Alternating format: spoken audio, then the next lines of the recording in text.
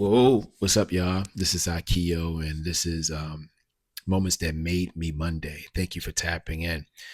I want to start off by just sharing when I decided to really, one of the things that I did to make a change to not necessarily go into the same spiral.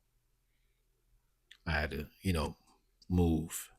And I have so many stories like that, so many stories but one of the stories that come to mind was when I was saying yes to my gift. Yes, that I am no longer going to be in position or put myself in a situation where I don't value what I'm doing, because if I had continued to do what the world wanted me to do, then I'm not listening to what's been on my heart or what God had placed on my heart to proceed to do, you know? And I think that when I think back and I realized when I walked away from, the cases and getting into trouble and being in those circumstances where I had to sleep on couches in Phoenix and in Baltimore when I couldn't stay no longer at my mom Duke's spot because if she had, allowed me to stay at her spot that's housing a convict. So, and it was when I think that the cases got thrown out, that's when I decided that I no longer wanted to even like play with it. But it really happened because after the court case, after I was finished, I shared this in previous videos. I still was doing what I was doing because when DeAndre McCullough, when he pretty much was like, yo, yeah, in today's terms, it's called the bag. When he was just like, yo, I got the bag, bro. You know what I mean? You about to get your store, come through the spot, knocked on the door. And it was Donnie Andrews. Donnie Andrews, for those who may not know, that's Omar Little, the real Omar. And every time I would knock on the door when I was visiting DeAndre and Donnie had answered the door, he always like would give like, and he would never know, he never announced himself. Like every many times I might be looking, I'd turn around and it was like a silent door. I never known that he was at a doorway. He would just be observing me for a long time. All he would see is a shadow. And he would just be giving me like this stern look. And he didn't either open the door, the screen door. He would just walk away. He wanted you to assume, okay, it's time for you to walk in. But he made sure that I think in that lesson that I was like, all right, if I knock on the door, don't turn my back. You greet me. But he said all that without saying any word, and I got it. So, and then oftentimes after a while, when he got used to me, he would answer the door. So, but yeah, going over there, man, it was just like, wow, Fran looked out for me. And when she had made sure that, and DeAndre, they made sure that I was able to look at it from a different point of view, that I had to face what I needed to face. And then when I, still was doing things on the low, you know what I mean, with DeAndre. But then when I had got locked up after that, you know what I mean, I was shooting a music video with my homie Mark.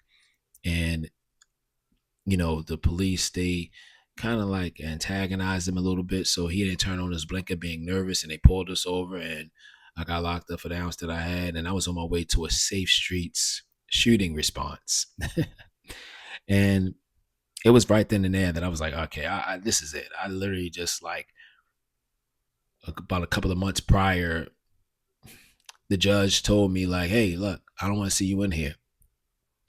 And now that was like weed was weed, so it wasn't a serious charge, but it was right then and there. I was just like, yo, I have to pivot. I have to, even if it comes to me having to, distance myself from DeAndre, I had to do that. And I didn't want to do that because he was my friend, he was my homie. I didn't want to do that, but I had to do that. And then I got into a relationship, and I used to be down a hill a lot, but it was in the midst of me getting into a relationship.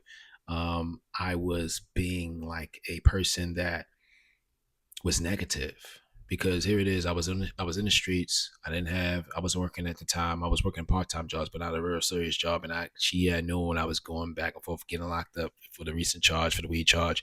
And she was like, yo, you got to make a change. And to the point where she got fed up and she was like, all right, yo, I'm done. I'm done. And I was like, what? I was heartbroken. And then I took that initiative to get the fire from within. And I started looking for jobs. And that's how I landed the job at About High Fresh. And when I worked at the job, I shared with her that I got the job at Hopkins, had a little Hopkins bag, the nutrition staff. It looked like I was official working at Hopkins, but I wasn't, like I shared before in the previous videos. And I got her back, you know what I mean? And but things wasn't the same. We tried to repair, it wasn't the same.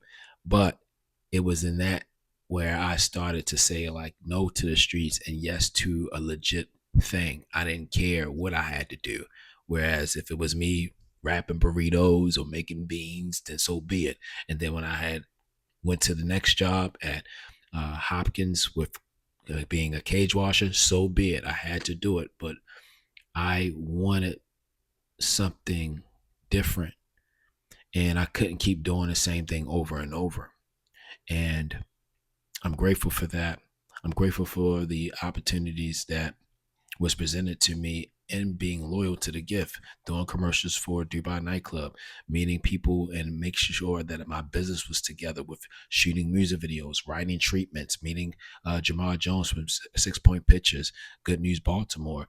And shout out to Brian for introducing me to Jamal Jones. But when I met him, I thought I knew everything. And I thought that I had me being a self-taught filmmaker, that was enough. But being on set, a professional set, and they're asking where the gaff is and all these different other terminologies as it relates to film, I feel like I knew nothing, but that was okay because I was able to grow and I was able to know what an invoice was. I didn't know what an invoice was. So all these opportunities that was presented to me that I was afraid of not knowing, it stretched me. And I couldn't go back. I was even educating individuals who were from around my way when they wanted a music video. I was just like, yo, so what's in the treatment? Giving them that different language. Regardless if I knew they didn't know it or not, I still was giving them that language, letting them know what it was because I was exposed to it. And I wanted all of us to grow together with music videos, with short films, with documentaries, and so on and so forth. I carried it with me. And it was, if I went back, then I would be doing myself a disservice of not necessarily operating in my full potential. So it's with that I am so grateful to let just wanting and desiring change because many of us we can grow comfortable. It's not that we do that on purpose, but it's also because we don't have anybody around us to actually help us with the push.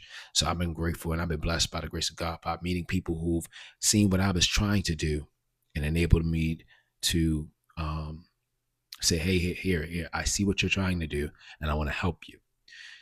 So I encourage, for those who've maybe looking at this and they are just getting into or stepping into what they want to do, just start small. Some people always tell me like, hey, I want to be able to do what you do. I want to be able to do stuff for celebrities, but I didn't chase or go after the celebs. I just was in close proximity with one, and I make sure that I was faithful for that one thing. And it made me and it's continuing to make me rule over many, not just celebrities, not just influencers, but companies. And I always tell the kids, I'm like, okay, well, who's your favorite basketball player in the school? Or I tell a person that is out of school, I'm like, all right, who's the most popular person in your family that you can just do your gift?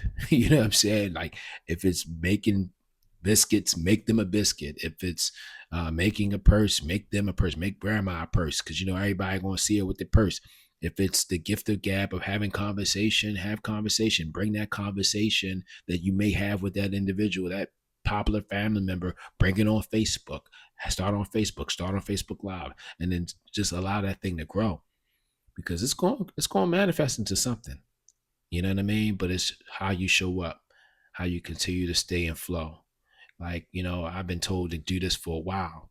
And with me now stepping into this, I'm grateful to be consistent regardless of not knowing how it looks like. We're going to look back because you guys are joining this journey with me. We're going to look back and be like, oh, wow, I remember what Akio had. I remember when he had only this amount of views. I remember when he only had this amount of subscribers. But it's in this repetition, deepening the impression of me being able to really properly tell my stories and not necessarily feel like I'm, you know, um, just overthinking, you know? So yeah, I think that we'll leave it there. I had another video that I filmed prior to this. randomly started a new series today called Off the Record. And this is like the second video that I did. So that's why I'm, probably all over the place because I had a moment. I had a moment.